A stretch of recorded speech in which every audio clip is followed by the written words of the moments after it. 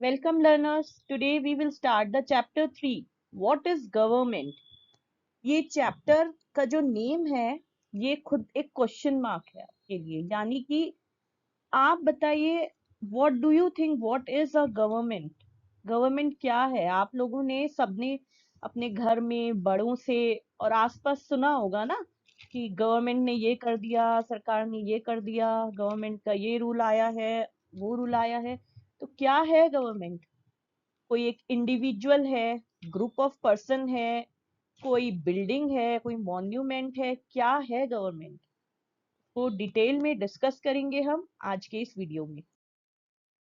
आज के इस चैप्टर में हम पढ़ने क्या वाले हैं? सबसे पहले तो हम देखेंगे गवर्नमेंट होता क्या है, गवर्नमेंट काम क्या करती है, कैसे ये डिसीजंस लेते हैं, और टाइप्स क्या हैं, मोनार्कीज और डेमोक्रेसीज। दो तरह की गवर्नमेंट होती हैं। इसके बारे में आज इस टॉपिक में हम डिटेल में डिस्कस करेंगे। सामने आपको स्क्रीन पर कुछ हेडलाइंस दिख रही हैं जो ज्यादातर आप लोगों ने या तो न्यूज में सुना होगा या न्यूज़पेपर्स में पढ़ा होगा। Government sought to protect rights of unorganized workers. Detailed plan to tackle floods, says government. Government fixes price of onion, says no shortage in market. Supreme Court can have 5 major judges. Government orders. Government for revamping coal and power sector. Over 15,000 villages declared scarcity, hit by government. क्या है इसमें आपको पता चला? Government का जो काम है वो वर्कर्स के राइट्स को प्रोटेक्ट करना भी है। कहीं पर फ्लड आ जाता है या कोई ऐसी नेचुरल कैलिमिटी आ जाती है जिसको आपदा भी कहते हैं, कुछ ऐसा हो जाता है तो वहां पर भी गवर्नमेंट को एक्शन लेना पड़ता है।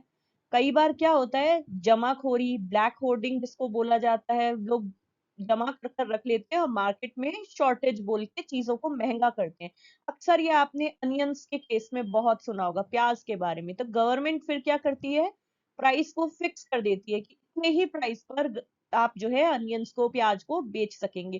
तो यानी कि प्राइस कंट्रोल का काम भी गवर्नमेंट के हाथ में है। गवर्नमेंट ऑर्डर देती है कि सुप्रीम कोर्ट में अब 5 और नए जजेस भी लगेंगे, तो ये काम भी गवर्नमेंट देखती है। गवर्नमेंट ने कभी एक ऑर्डर दिया है कि कोल एंड पावर सेक्टर को अब रिवैम्प किया जाएगा, ये काम भी गवर्नमेंट देखती है।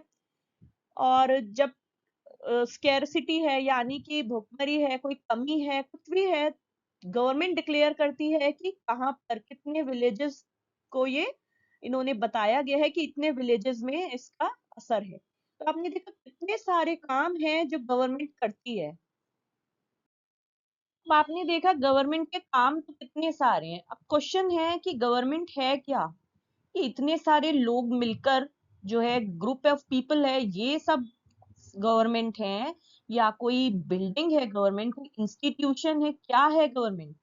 गवर्नमेंट क्या होता है? ग्रुप ऑफ पीपल और an institution that takes care और manages a state country for welfare of people.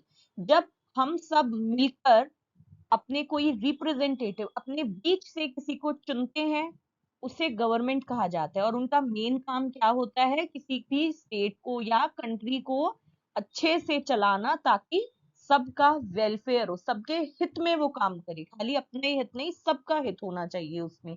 और ऐसा करते क्यों है गवर्नमेंट? चाहिए क्यों सबको? देखिए, हर कंट्री को एक गवर्नमेंट या एक ऐसी अथॉरिटी चाहिए होती है जिसकी बात सब लोग माने। आप इमेजिन करके देखिए, अगर कहीं ऐसा हो कि कोई राजा ना हो या कोई आपको ऊपर देखने वाला ना हो, तो क्या होगा? सब अपनी अपनी मनमर्जी करेंगे, जिसको जो मन में आएगा वो करेंगे।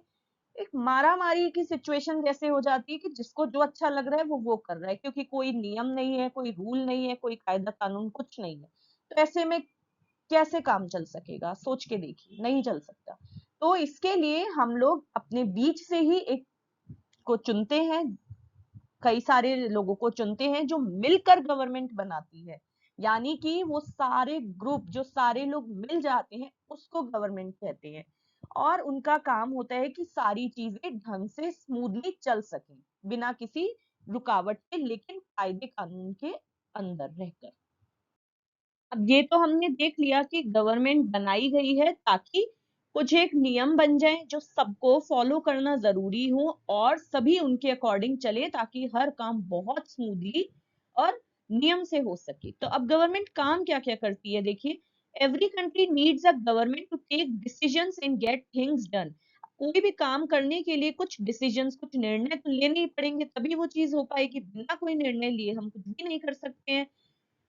Government has to take many decision. अब वो डिसीजन कैसे होते हैं जो गवर्नमेंट को लेने पड़ते हैं? कहाँ पर रोड्स बननी चाहिए, कहाँ स्कूल खुलने चाहिए, एरिया के हिसाब से वो देखते हैं।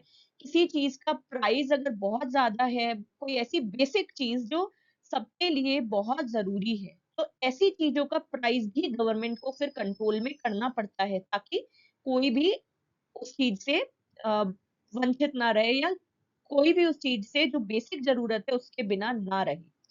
Veg to increase electric supply. पूरे देश में इलेक्ट्रिसिटी अच्छे से सप्लाई हो, उसके लिए उनको सप्लाई को इंक्रीज भी तो करना पड़ेगा, सबकी रिक्वायरमेंट्स को पूरा करने के लिए। तो कैसे करना है ये भी वो सोचते हैं। और जो गरीब हैं उनके लिए काफी स्कीम्स चलाना, ताकि उनकी मदद हो सके, ये डिसीजन भी गवर्नमेंट का ही होता है। Running postal and railway services, क्योंकि सोशल इश्यूज हैं। अब जो कंट्री में सिटीजन रहते हैं उनको इधर उधर ट्रेवल भी करना है, और इकोनॉमी चलाने के लिए पोस्टल और रेलवे सर्विसेज का भी चलना बहुत जरूरी है। तो ये सब भी गवर्नमेंट को देखना होता है। Protecting the boundaries of a country. आपके देश में तो सब कुछ अच्छे से हो रहा है, लेकिन देश के बाहर भी कोई आपके देश पर अटैक ना कर सके, तो उनकी देश की सीमाओं को प्रोटेक्ट करना भी गवर्नमेंट का काम है। Maintaining peaceful relation with other countries, दूसरे देशों से, दूसरे पड़ोसी देशों से अच्छे रिलेशन बना के रखना भी गवर्नमेंट की जिम्मेदारी और काम है। ensuring all citizens to have enough to eat and have good health care facilities। अब जब आपने किसी की जिम्मेदारी ली है, देश की जिम्मेदारी ली है, तो ये आपकी रिस्पॉन्सिबिलिटी है कि आप देखें कि देश में सबके पास खाने के लिए हो। तो ऐसी पॉलिसीज बनाई जाए कि फार्मिंग इंक्रीज हो और सबको उसके साथ साथ ही अच्छी हेल्थ केयर फैसिलिटीज भी मिले। इसलिए आपने देखा होगा कि हर शहर में, गांव में एक सरकारी हॉस्पिटल भी होता है, एक या कई भी, ज्यादा भी होते हैं। Government organises aid and assistance for people affected by disaster like earthquake और सुनामी। कई बार क्या होता है, बहुत सी ऐसी प्राकृतिक आपदाएं, नेचुरल डिजास्टर्स भी आ जाते हैं, जैसे भूकंप आ गया, सुनामी आ गई, या और भी कुछ होता है।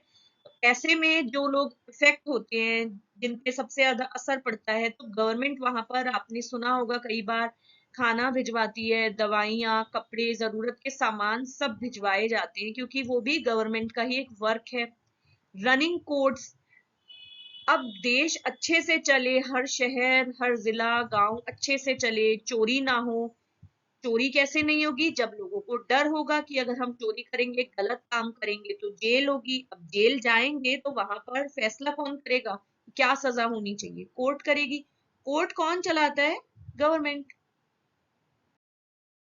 देखा आपने गवर्नमेंट के कितने वर्क होते हैं, बहुत सारे काम है, और ऐसे बहुत काम है जो गवर्नमेंट इसके अलावा भी करती है, जैसे नोट्स प्रिंट करना, बैंक चलाना, बहुत काम है, बहुत वर्क है गवर्नमेंट जो करती है। बट अब ये काम होंगे कैसे और इनके डिसीजंस कैसे लिए जाएंगे, वो हम देखते हैं आगे। ये सारे काम गवर्नमेंट करती कैसे है? एक स्मूथ पिक्चर बनाने के लिए, जैसे चार पीसेस को आपने देखा जिक्सॉ पजल में हम अरेंज करते हैं, हर पार्ट को उसकी जगह पर फिट किया जाता है, तभी तो एक सुंदर सा आपका पजल तैयार होता है। तो गवर्नमेंट करती कैसे है? ऑन बिहाफ ऑफ पीपल, क्योंकि गवर्नमेंट कोई एक सिंगल पर्सन तो नहीं है, इट्स अ ग्रुप, बहुत सारे लोगों का मिलकर के गवर्नमेंट बनती है। बाय एक्सरसाइजिंग लीडरशिप, कई जगह पर गवर्नमेंट को डिसीजंस लेने पड़ते हैं कि ये काम कैसे होगा। बाय टेकिंग डिसीजंस और इम्प्लीमेंटिंग दोस डिसीजंस, खाली डिसीजन लेने से काम नहीं चलेगा, बल्कि उनको इम्प्लीमेंट भी करना पड़ता है। अब जैसे आपको ध्यान होगा, कोविड टाइम पर गवर्नमेंट ने देखा कि ये तो बहुत बड़ी एपिडेमिक था, बहुत बड़ी महामारी है, तो कुछ डिसीजंस लिए गए कि मास्क जरूरी है, सबको पहनना है, मास्क है जरूरी, 2 गज की दूरी। खाली डिसीजन लेने से नहीं हुआ ना, उसको इम्प्लीमेंट भी करना पड़ा। आपने देखा होगा जगह जगह पुलिस रोकती थी, देखती थी कि आपने मास्क पहना है या नहीं। वो सब किसके लिए था? ताकि वो डिजीज कंट्रोल में हो जाए और इफेक्टिव डिसीजंस और उनको सही तरीके से जब इम्प्लीमेंट किया गया, यानी कि जब माना गया, तो देखिए कैसे हमने उस बीमारी को भी भगा दिया अपने देश से। अब बात है कि गवर्नमेंट जो वर्क करती है वो कैसे करती है, वो वर्क करती है डिफरेंट लेवल पर। अब क्योंकि कोई एक एक बंदे के घर जाकर एक एक इंसान से उसकी प्रॉब्लम पूछकर अगर काम करे तो ऐसे तो हो नहीं सकता, नहीं हो सकता ना, पॉसिबल ही नहीं है। आप अपने आसपास ही देखिए कितने घर हैं, कितने लोग रहते हैं, सबकी कुछ ना कुछ प्रॉब्लम होंगी। तो गवर्नमेंट ने क्या किया है, वो कुछ लेवल्स बनाए हुए हैं, 3 level, local level, state level और national level.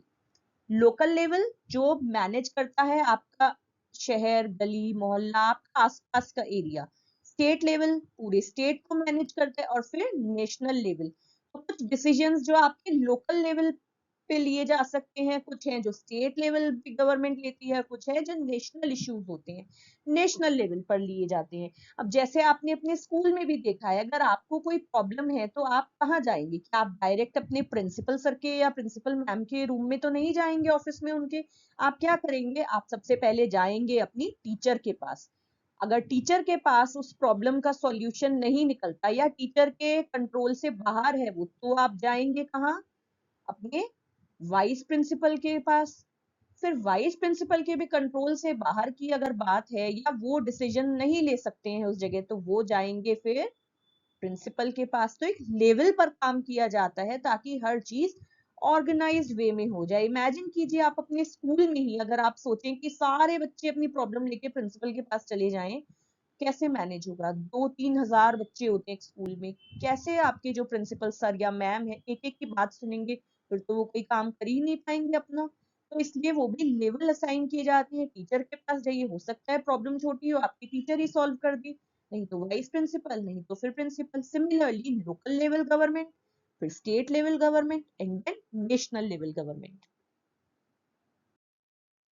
Government at local level means आपके विलेज टाउन या लोकेलिटी के जो भी मैटर्स हैं उनको देखना, जैसे रोड्स की साफ सफाई हो गई, सैनिटेशन हो गया, ये सब काम होते हैं ना, ये लोकल लेवल गवर्नमेंट के होते हैं। या कोई आसपास लोकल लोगों में झगड़ा फसाद हो जाए तो आप सीधे तो नहीं जाएंगे ना नेशनल लेवल पर, आप लोकल लेवल पे ही पहले बात करेंगे। On page number 30 of your book आप ये देखिए, पूरा इंडिया है। अब इस इंडिया में स्टेट्स हैं, स्टेट्स के अंदर कुछ डिस्ट्रिक्ट्स हैं, डिस्ट्रिक्ट के अंदर छोटे छोटे टाउन्स हैं, टाउन्स के अंदर छोटे छोटे विलेजेस हैं। तो जो प्रॉब्लम है वो पहले आप अपने टाउन या विलेज में या अपने डिस्ट्रिक्ट के लेवल पर ही उसको सॉर्ट आउट किया जाता है और उनके वर्किंग वहां देखे जाते हैं। फिर कुछ वर्क होते हैं जो स्टेट की गवर्नमेंट देखती है, यानी पूरे स्टेट के काम है वो सारी गवर्नमेंट अपने अपने स्टेट्स का देखती है। देखिए डिफरेंट स्टेट्स है ना। और फिर उसके बाद बात होती है नेशनल लेवल, जब डिसीजन पूरे इंडिया से रिलेटेड हो तो आती है central government. Similarly page number 29 में देखिए, जब गवर्नमेंट स्टेट लेवल पर आप बात करते हैं, जैसे पूरा स्टेट की बात, हरियाणा, असम और जितने भी स्टेट्स हैं, आपने सुना होगा कि राजस्थान गवर्नमेंट ने ऐसे डिसीजन लिया या यूपी गवर्नमेंट ने लिया, महाराष्ट्र गवर्नमेंट ने लिया। तो वो डिसीजंस कौन से होते हैं? जो पूरे स्टेट के लिए लिए जाते हैं। वो काम कौन करता है? स्टेट लेवल गवर्नमेंट पर किया जाता है, जिसके लिए चीफ मिनिस्टर्स होते हैं। गवर्नमेंट है नेशनल लेवल, जब आप पूरे कंट्री की बात कर रहे हैं, पूरा कंट्रीज के लिए, जैसे हमारे जो प्राइम मिनिस्टर होते हैं वो डिसीजन लेते हैं। जैसे अभी मैंने आपको एग्जांपल दिया था ना कोरोना के लिए, तो वो पूरे कंट्री में वो डिसीजंस इम्प्लीमेंट हुए थे, पूरी कंट्री के लिए आया था ना वो सब। तो किसने लिया था? सेंट्रल गवर्नमेंट ने लिया था। अच्छा, अब जैसे आपने, अच्छा हमने अभी ये तो देख लिया कि गवर्नमेंट कुछ डिसीजन लेती है, कुछ लेवल पर लेती है, लेकिन वो गवर्नमेंट डिसीजन लेती कैसे? देखिए, जैसे एक सीसॉ होता है, गवर्नमेंट ने कुछ रूल्स बनाए हैं, सबके लिए बने हैं, जो भी सिटीजन है, जो भी यहाँ रहते हैं, सबको वो मानने भी पड़ेंगे, तभी तो बैलेंस बन पाएगा। अगर खाली रूल बना दें लेकिन उनको सख्ती से मानने के लिए नहीं बोला जाए तो कौन रूल को मानेगा? ठीक है, रूल बना हुआ है, सब अपनी अपनी मर्जी से कर रहे हैं, लेकिन जब कोई गवर्नमेंट रूल बनाती है, मेकिंग डिसीजन और इम्प्लीमेंटिंग, उसको मनवाना, उस रूल को मनाना भी उतना ही जरूरी होता है। गवर्नमेंट जो डिसीजन लेती है तो उसके पास कुछ पावर भी होती है। क्या पावर होती है? एक तो डिसीजंस लेने की पावर होती है कि ये करना चाहिए या नहीं, गवर्नमेंट डिसाइड करती है। अगर सबके लिए जरूरी है, सबके अच्छे के लिए है, तो गवर्नमेंट वो डिसीजन लेगी। जैसे हमने अभी पढ़ा था ना, several programmes to help the poor, ऐसे डिसीजन गवर्नमेंट लेती है कि ऐसा कुछ स्कीम लानी है कि वो सबके लिए बेनिफिट है उसको लेने से या नहीं है, तो गवर्नमेंट का डिसीजन है यस या no.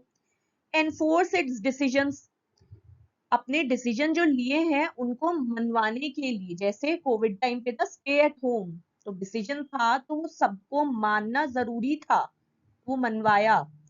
Without laws the power of government to make decision it not useful, क्योंकि अगर गवर्नमेंट डिसीजन ले और उसको नहीं मनवाए तो फिर ऐसे डिसीजंस कोई मायने नहीं रखते हैं। आपने डिसीजन लिया, सबने माना, तभी हमने अपना वो प्लान को सक्सेसफुल हम बना पाएंगे। फॉर एग्जाम्पल, जैसे हमारी कंट्री में एक लॉ है कि अगर आप कोई भी कार या व्हीकल ड्राइव कर रहे हैं तो आपको ड्राइविंग लाइसेंस लेना है, ये जरूरी है, रूल है, तो सबके लिए है। और जो ये रूल नहीं मानेगा या जो पकड़ा जाएगा बिना लाइसेंस के, उसको क्या होता है, या तो पनिशमेंट के तौर पर उसको 2-3 महीने की जेल होती है या फिर एक फाइन उसको भरना पड़ता है।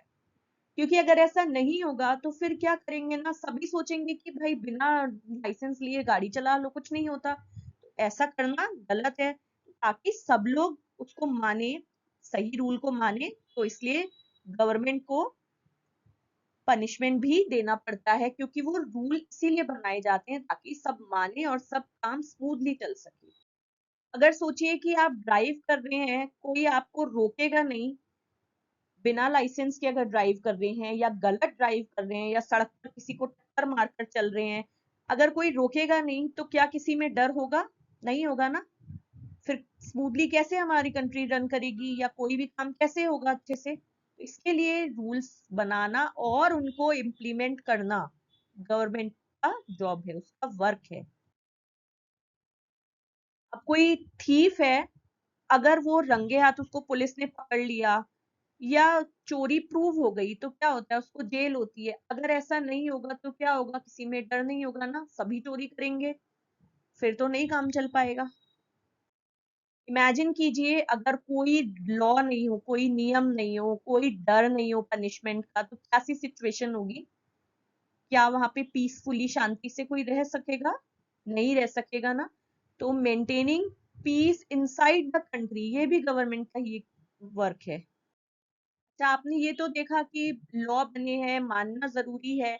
क्या होता है अगर कोई लॉ नहीं माने, अगर किसी को ऐसा फील होता है कि कोई लॉ नहीं माना जा रहा है या उसके साथ गलत हो रहा है, तो वो पर्सन कहाँ कंप्लेन कर सकता है? वो कोर्ट में जा सकते हैं। जैसे अगर किसी को लगता है कि उसके कास्ट या रिलीजन की वजह से उसको जॉब नहीं मिल रही है, तो वो कोर्ट में जा सकता है, क्योंकि हमने लास्ट चैप्टर में भी पढ़ा था राइट टू इक्वालिटी।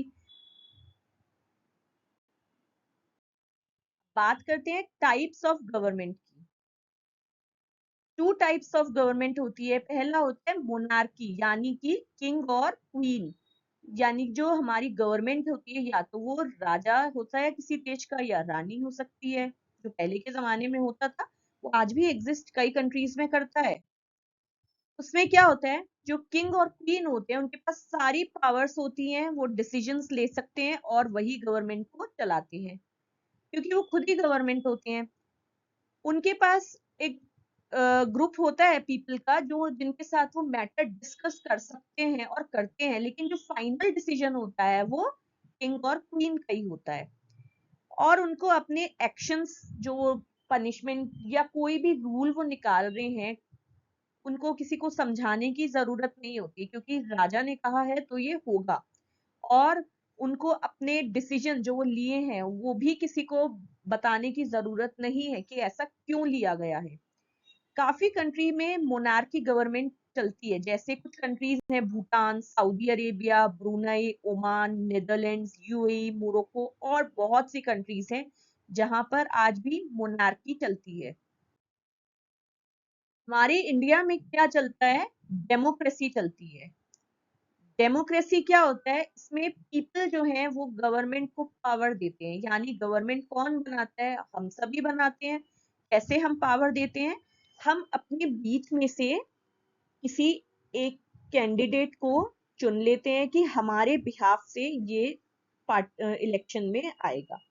फिर हम अपने कैंडिडेट के लिए वोट करते हैं। फिर जिसको ज्यादा वोट मिलते हैं, मेजोरिटी होती है, वो जीत जाता है। जब वो जीत जाता है तो वो सारे जो पीपल होते हैं वो मिलकर गवर्नमेंट बनाते हैं। जैसे आपने देखा होगा कि आपके शहर में जब इलेक्शन होते हैं तो रिप्रेजेंटेटिव होते हैं ना, 4-5 होते हैं या ज्यादा भी होते हैं, तो आप उनमें से एक को चुनते हो।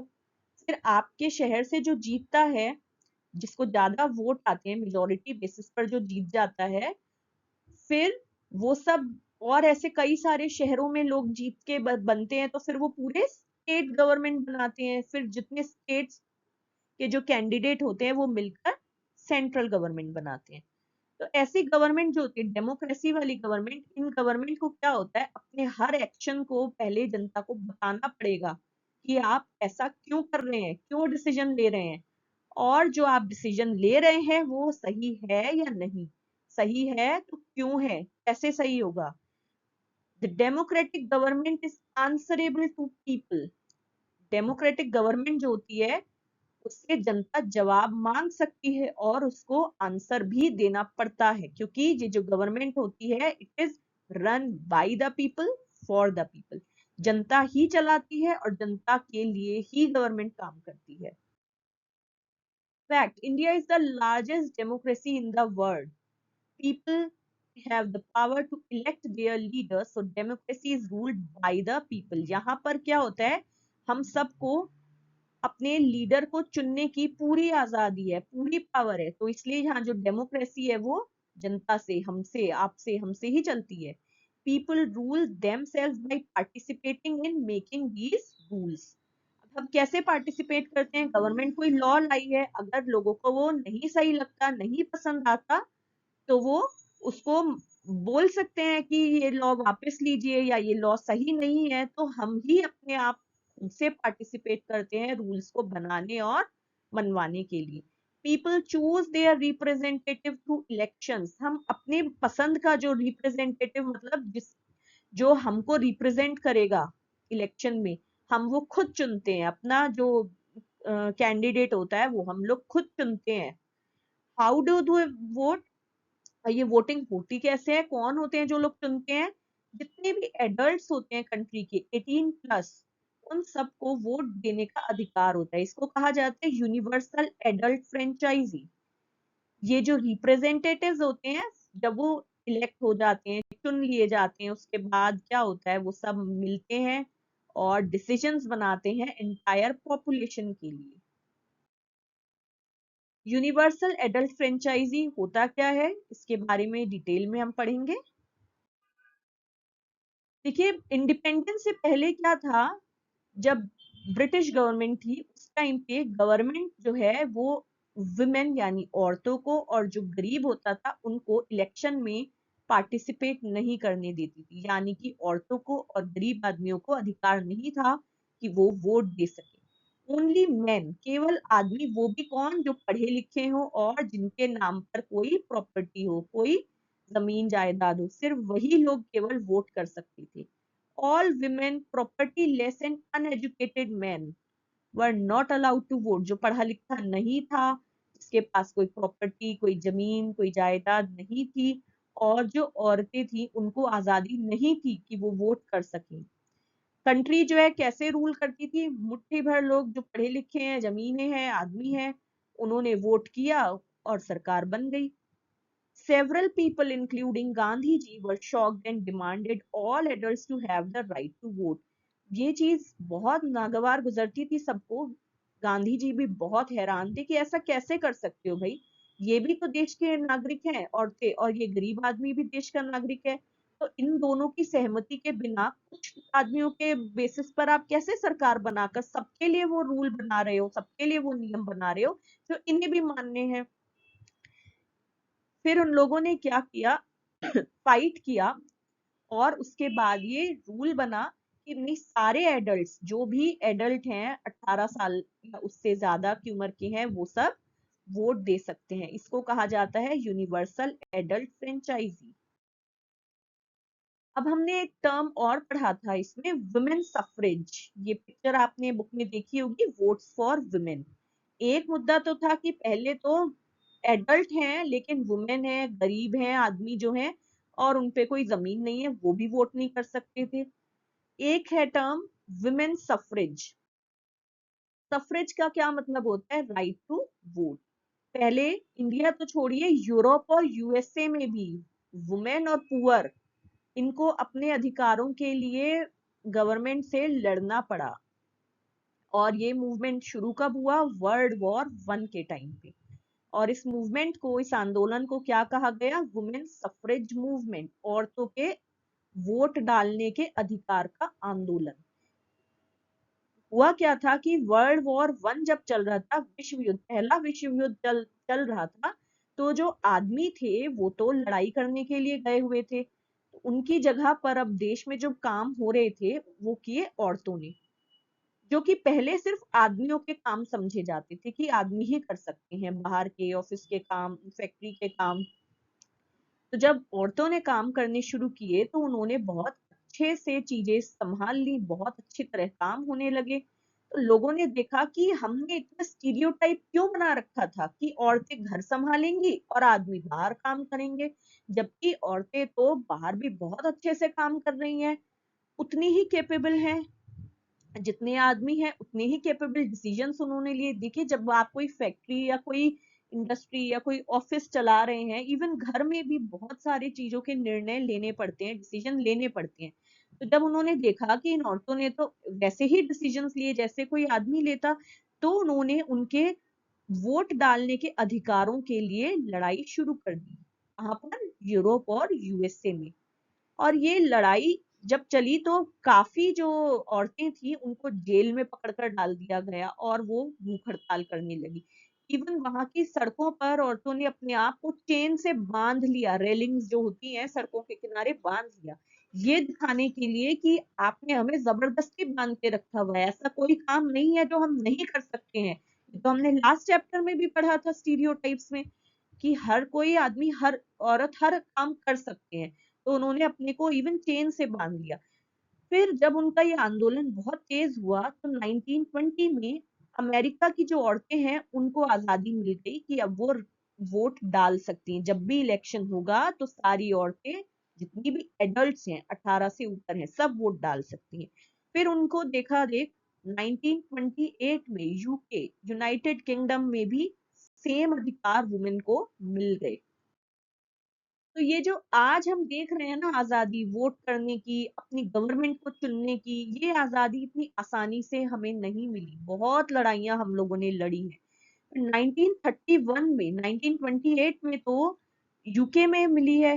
1931 में गांधी जी ने अपनी एक जर्नल यंग इंडिया में लिखा कि मेरे को तो ये आइडिया नहीं समझ में आता कि वो आदमी जिसके पास वेल्थ है, यानी कि जमीन है, जायदाद है, वो वोट कर रहा है, लेकिन वो आदमी जिसके पास अच्छा चरित्र है, क्या हुआ अगर उसके पास जमीन नहीं है, जायदाद नहीं है, या वो पढ़ा लिखा नहीं है, तो वो वोट नहीं कर सकता।